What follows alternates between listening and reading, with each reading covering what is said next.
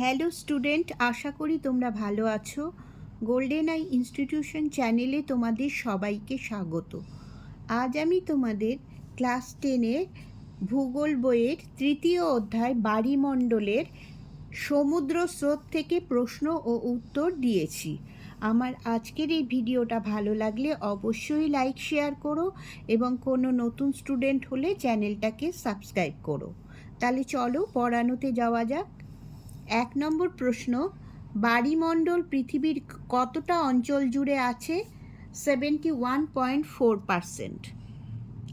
2, সমুদ্র জলে ভাসমান বরফের স্তূপকে বলে হিমশৈল। 3, গ্র্যান্ড ব্যাংক মগ্নচড়া অবস্থিত আটলান্টিক মহাসাগরে। 4, উষ্ণ ও শীতল সমুদ্র স্রোত যে স্থানে মিলিত হয় তাকে বলে হিমপ্রাচীর। 5, শীতল ক্যালিফোর্নিয়া স্রোত দেখা যায় প্রশান্ত মহাসাগরে। 6, পৃথিবীর বৃহত্তম মগ্নচড়া হলো গ্র্যান্ড ব্যাংক মগ্নচড়া। কিসের উপর সমুদ্র স্রোত সবচেয়ে নির্ভর করে? বায়ু প্রবাহের উপর। 8, পেরু স্রোত দেখা যায় প্রশান্ত মহাসাগরে। 9, মাদাগাস্কার ও মোজাম্বিক স্রোতের মিলিত প্রবাহ কী স্রোত নামে পরিচিত? আগুলহাস স্রোত। 10, ভারতের একটি ঋতুভিত্তিক স্রোতের নাম হলো মৌসুমী স্রোত। 11, পৃথিবীর গভীরতম সমুদ্রখাত মারিয়ানা অবস্থিত প্রশান্ত মহাসাগরে। 12, আগুলহাস স্রোত দেখা যায় ভারত মহাসাগরে। 13 নম্বর প্রশ্ন, কোন স্রোতের প্রভাবে নিউ ফাউন্ডল্যান্ড অঞ্চলে তুষারপাত হয়?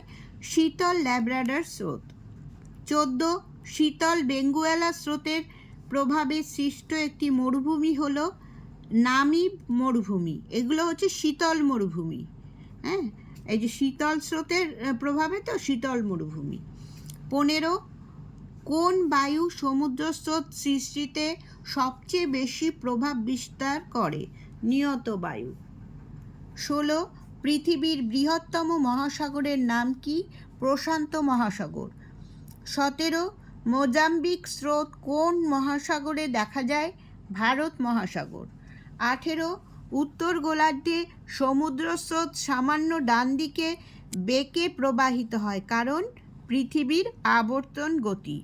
19, শীতল ল্যাব্রাডর স্রোত ও উষ্ণ উপসাগরীয় স্রোতের মিলনের ফলে ঘন কুয়াশা ও ঝড়ঝঞ্ঝার সৃষ্টি হয় নিউ ফাউন্ডল্যান্ড উপকূলে। 20, আটলান্টিক মহাসাগরের একটি শীতল স্রোত হলো ল্যাব্রাডর স্রোত। 21, সমুদ্রের মাঝের স্রোতহীন আগাছাপূর্ণ অংশকে বলে শৈবাল সাগর। 22,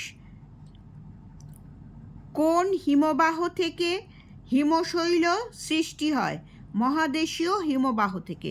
পার্টিকুলার এই মহাদেশীয় হিমবাহ থেকেই কিন্তু হিমশৈল সৃষ্টি হয়।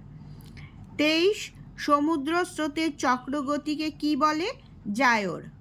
24 নম্বর প্রশ্ন, প্রশান্ত মহাসাগরের একটি শীতল ও একটি উষ্ণ স্রোতের নাম লেখো। শীতল স্রোত হলো বেরিং স্রোত এবং উষ্ণ স্রোত হলো কুরোশীয় স্রোত। 25, ক্রান্তীয় সমুদ্রে কোন ধরনের সমুদ্র স্রোত সৃষ্টি হয়? উষ্ণ সমুদ্র স্রোত। 26, বাণিজ্যিক মৎস্য আহরণ ক্ষেত্র সৃষ্টি হয় মগ্নচড়া অঞ্চলে। 27, হিমশৈলের কত ভাগ জলের উপরে থাকে? হিমশৈলের মাত্র 9 ভাগের 1 ভাগ জলের ওপরে থাকে। 28, হিমপ্রাচীর কোন মহাসাগরে দেখা যায়? আটলান্টিক মহাসাগরে। 29, হিমপ্রাচীর কি? এটা দেখো 2 নম্বরের প্রশ্ন আসতে পারে এটায়। নিউ ফাউন্ডল্যান্ড অঞ্চলে উষ্ণ উপসাগরীয় স্রোত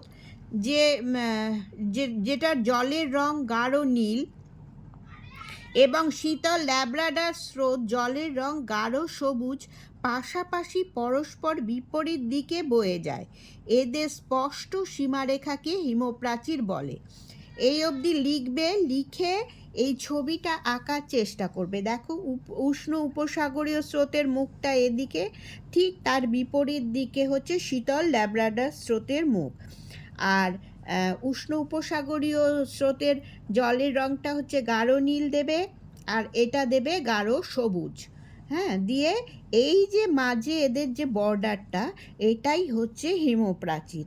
এটা কখনোই এই দুটো জল একসাথে মিশে যায় না, এটা ঠিক এটা এই রঙই থাকে, আর মানে নীল রং গাঢ় নীল থাকে, এটা গাঢ় সবুজ থাকে, এবং মাঝে একটা বর্ডার মতো থাকে, এটাই হচ্ছে হিমপ্রাচীর। এই ছবিটা এঁকে দেওয়ার চেষ্টা করবে হিমপ্রাচীর আসলে 2 নম্বরে। 30 নম্বর প্রশ্ন, প্ল্যাঙ্কটন কি? সমুদ্র জলে ভাসমান অতি সূক্ষ্ম আণুবীক্ষণিক জীবকুলকে প্ল্যাঙ্কটন বলে। প্ল্যাঙ্কটন 2 প্রকারের হয়, ফাইটোপ্ল্যাঙ্কটন এবং জুপ্ল্যাঙ্কটন। এই প্ল্যাঙ্কটন হচ্ছে সমুদ্রে মাছের খাদ্য। ঠিক আছে স্টুডেন্টস, তাহলে আজ এই পর্যন্তই। তোমরা সবাই ভালো থেকো।